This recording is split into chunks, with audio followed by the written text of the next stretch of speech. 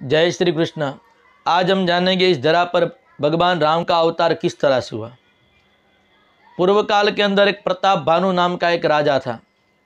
उन्होंने 1,00,000 ब्राह्मण परिवार को भोजन के लिए अपने राज्य में बुलाया, आदर सत्कार करके उनका पूजन किया, भोजन करने के लिए बिठाया और प्रताप भानु राजा परोसने लगा। तब आकाश में से आकाशवाणी हुई, विप्र वृंद उठी उठी गृह जाऊ, हे बड़ी हानि अन्न जने खाऊ। हे ब्राह्मणों, आप उठकर अपने घर पर चले जाइए, ये अन्न का ग्रहण मत करिए। यद्यपि आप अन्न ग्रहण करेंगे तो आप धर्म से भ्रष्ट हो जाओगे, क्योंकि इस अन्न के अंदर ब्राह्मणों का मांस मिलाया हुआ है। ब्राह्मणों ने आकाशवाणी को सत्य मानकर अपने आसन से खड़े हो गए और ब्राह्मणों ने श्राप दिया, प्रताप भानु तुमने हमारा अपराध किया है। यद्यपि आकाशवाणी नहीं होती, यद्यपि हम अन्न ग्रहण कर लेते तो हमारा धर्म भ्रष्ट हो जाता। हम तुम्हें श्राप देते हैं, ये तुमने राक्षस जैसा कृत्य किया है। हाथ में जल लेकर सभी ब्राह्मणों ने श्राप दिया, 1 वर्ष के पर्यंत तुम्हारे कुल के अंदर, तुम्हारे गोत्र के अंदर कोई तर्पण करने वाला, पिंडदान करने वाला, श्राद्धादि कर्म देने वाला नहीं बचेगा। ब्राह्मणों ने श्राप दिया। फिर से आकाशवाणी हुई, ब्राह्मणों आपने इसमें प्रताप भानु की कुछ गलती नहीं है, ये तो काल केतु ने सब किया, उसके पुरोहित है उन्होंने। लेकिन ब्राह्मणों का वचन मिथ्या नहीं होता। धीरे धीरे समय व्यतीत होता गया। प्रताप भानु राजा के राज्य के ऊपर दूसरे राजवी ने चढ़ाई की, प्रताप भानु को मार दिया, उनके भाई अरिमर्दन को मार दिया, उनका धर्म प्रधान था धर्म रुचि, उनको भी मार दिया।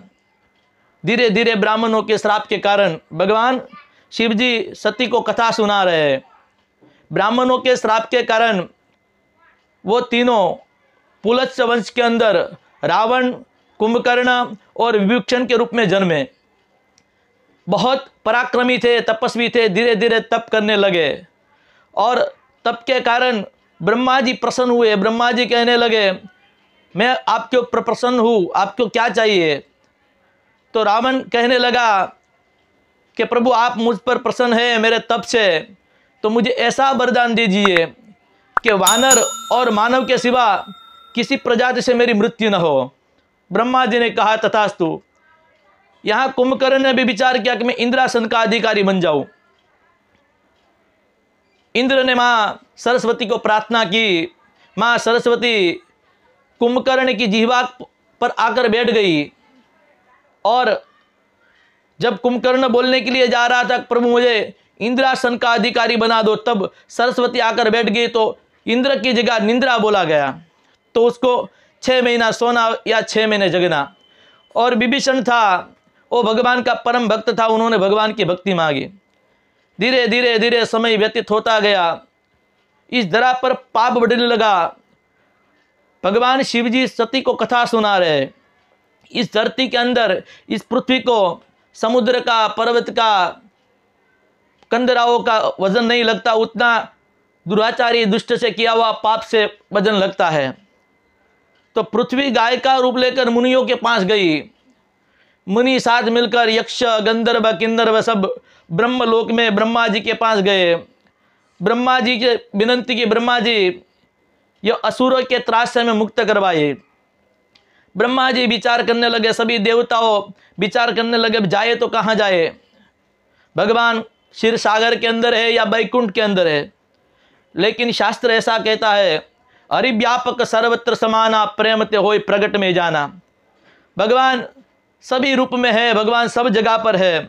तो इस तरह से देवताओं का निवारण करने के लिए भगवान आकाश में से आकाशवाणी हुई, एक देवता आप चिंता मत करिए, कश्यप और अदिति को मैंने पूर्व जन्म में वचन दिया था कि मैं तुम्हारे यहाँ पुत्र रूप आऊँगा। वह समय थोड़ा नजदीक आ जा रहा है।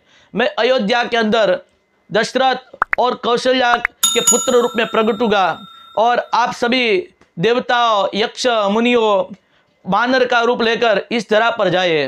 धीरे धीरे समय व्यतीत हो गया और आगे दशरथ राजा का वर्णन क्या करे। अवधपुरी रघुकुलम निराऊ, वेद विदित ते दशरथ नाऊ। धर्म धुरंधर गुण निधि ज्ञानी, हृदय भगति मति सारंग पानी। अवधपुरी का राजा दशरथ इतना प्रतापी था, तेजस्वी था, सारंग पानी नाम का धनुष धारण किए हुआ था, भगवान की परम भक्ति करता था। लेकिन उसको 3 पत्नियां थी, कौशल्या, कैकेयी और सुमित्रा। इतना राजवी होने के बाद मन के अंदर ग्लानि थी, राजा के यहाँ संतान नहीं था। तो राजा ने विचार किया कि मेरे पास सब संपदा है लेकिन मेरे यहाँ संतान नहीं है। तो यद्यपि शास्त्र बताता है हमारे जीवन में कष्ट या संघर्ष आता है तो कहाँ जाना चाहिए, रामचरित्र मानस आप पढ़ेंगे तो उसके अंदर पता चलेगा कि राजा दशरथ इतना चक्रवर्ती सम्राट था लेकिन अपने गुरु के सानिध्य के अंदर गया। एक बार भूपति मन माही, मन में ग्लानि हुई कि मेरे वहां संतान नहीं है, तो गुरु वशिष्ठ के आश्रम में गया और क्या कहा, निज दुख सुख सब गुरु ही सुनावा। अपने जीवन का जो दुख है वो बताया कि महाराज आपकी कृपा से 3 दानियां है, अवध का चक्रवर्ती सम्राट राजा हो, यद्यपि मैं स्वर्ग में चला जाऊं तो इंद्र भी सरक कर आधा आसन मुझे बैठने के लिए दे दे, इतनी मेरी संपदा है। लेकिन क्या रघुकुल यहां से ही समाप्त हो जाएगा? और ऐसा वचन सुनकर वशिष्ठ जी कहने लगे, राजा धरहु धीरज हो ये सुतचारा। राजा धीरज धरो, तुम्हारे वहां एक नहीं लेकिन 4 संतान हो गए, 4 पुत्र, वो भी भगवान साक्षात नारायण पुत्र के रूप में आपके घर के अंदर प्रकट हो गए। लेकिन उनके लिए एक पुत्र कामेष्टि यज्ञ का आयोजन किया जाए।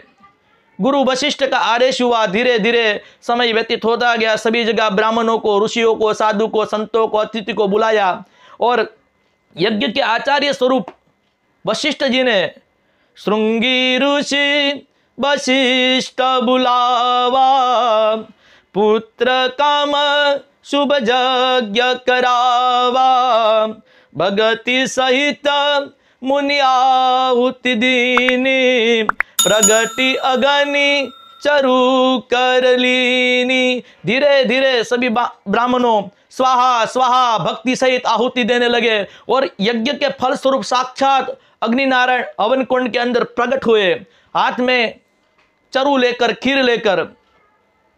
और यज्ञ का प्रसाद वशिष्ठ जी को दिया, वशिष्ठ जी ने राजा दशरथ को दिया, दशरथ ने उनका आधा हिस्सा कौशल्या को दिया, उनमें से थोड़ा भाग सुमित्रा को दिया और थोड़ा भाग कैकेयी को दिया। लेकिन एक कथा ऐसी भी है, सुमित्रा के भाग में जो प्रसाद आया एक पक्षी उड़ा कर ले गया, तो कैकेयी और कौशल्या ने थोड़ा अपने हिस्से से प्रसाद लेकर वो सुमित्रा को दिया। और धीरे धीरे समय व्यतीत होने लगा, चैत्र मास आया, चैत्र मास के अंदर अष्टमी आई। अष्टमी के दिन राजा दशरथ अपने महल में सोए हुए थे, तो उनको स्वप्न आया। स्वप्न में भगवान नारायण की मूर्ति मंद मंद मुस्कुराती रही है। दशरथ राजा उनका पूजन कर रहे हैं, ऐसा लगता है वशिष्ठ साक्षात वेद के मंत्र पढ़ रहे हैं। राजा दशरथ उनको स्नान करवा रहे, पुष्प की माला अर्पित कर रहे हैं। और सुबह में उठे तो देखा स्वप्न अदृश्य हो गया। राजा दशरथ तैयार होकर स्नान करके वशिष्ठ जी के आश्रम के अंदर गए और वशिष्ठ जी को बताया कि मुझे सुबह में ब्रह्म मुहूर्त में ऐसा स्वप्न आया।